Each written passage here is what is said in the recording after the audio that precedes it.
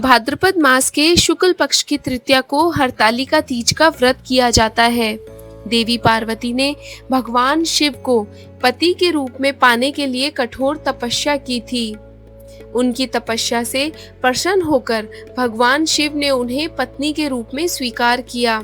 इसीलिए यह व्रत सुहागिन महिलाओं और कुंवारी कन्याओं द्वारा किया जाता है, जो अखंड सौभाग्य और मनचाहे वर की प्राप्ति के लिए किया जाता है।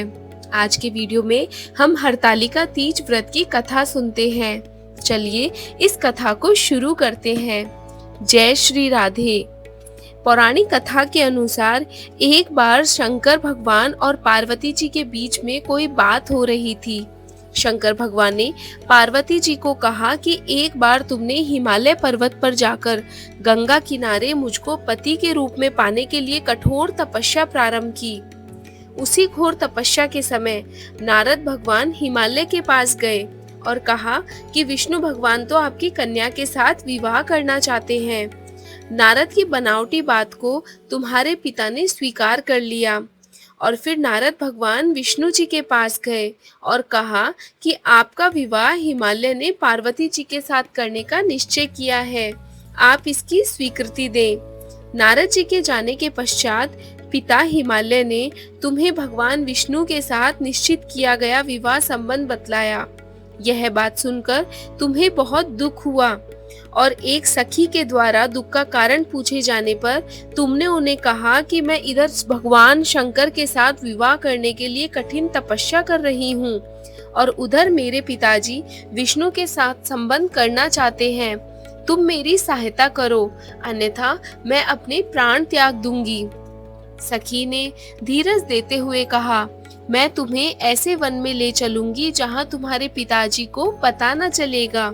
इस प्रकार तुम सखी की सम्मति से घने जंगल में गई। इधर तुम्हारे पिता हिमालय ने घर में इधर उधर खोजने पर जब तुम्हें ना पाया तो वो बहुत चिंता में डूब गए, क्योंकि नारद ने विष्णु के साथ विवाह करना मान लिया था। वचन भंग की चिंता ने उन्हें मूर्छित कर दिया। तब सभी पर्वत यह तथ्य जानकर तुम्हारी खोज में लग गए। उधर सखी सहित तुम सरिता किनारे एक गुफा में मेरे नाम पर तपस्या करने लगी। भाद्रपद शुक्ल तृतीया को उपवास रखकर तुमने सिकता का शिवलिंग स्थापित करके पूजन तथा रात्रि जागरण भी किया। तुम्हारे इस कठिन तप व्रत के कारण मुझे तुरंत तुम्हारे पूजन स्थल पर आना पड़ा। तुम्हारी मांग और इच्छा अनुसार तुमको मुझे अर्धांगिनी रूप में स्वीकार करना पड़ा। तत्पश्चात मैं तुरंत कैलाश पर्वत पर चला गया। प्रातः बेला में जब तुम पूजन सामग्री नदी में छोड़ रही थी, उसी समय हिमालय राज उस स्थान पर पहुंच गए। वे तुम दोनों को देखकर पूछने लगे, बेटी तुम यहाँ कैसे आ गई? तब तुमने विवाह वाली बात बता दी। वे तुम्हें घर बुला लाए। तब शास्त्र विधि से तुम्हारा मेरे साथ विवाह हुआ। हरतालिका व्रत का नामकरण सखी द्वारा हरि जाने पर इसका नाम हरत आलिका पड़ गया। शंकर जी ने पार्वती जी से यह भी बताया कि जो स्त्री इस व्रत को परम श्रद्धा से करेगी उसे तुम्हारे समान ही अचल सुहाग मिलेगा। हरतालिका व्रत की कथा समाप्त होती है।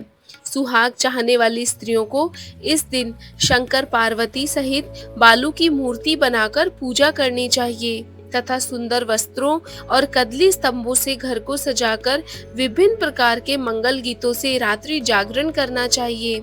इस व्रत को करने वाली स्त्रियां पार्वती के समान सुख पूर्वक पति रमण करके शिवलोक को जाती हैं। आपको ये कथा कैसी लगी और ये वीडियो कैसा लगा, मुझे कमेंट में जरूर बताइएगा। कमेंट में हर हर महादेव लिखना ना भूलिएगा।